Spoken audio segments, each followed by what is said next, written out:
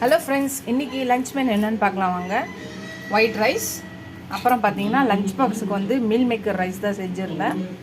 அந்த ரெசிபி என்னோடய சேனலில் இருக்குது, ட்ரை பண்ணி பாருங்கள். ரொம்ப ஈஸியான லஞ்ச் பாக்ஸ் ரெசிபி. அதுக்கப்புறமா பார்த்தீங்கன்னா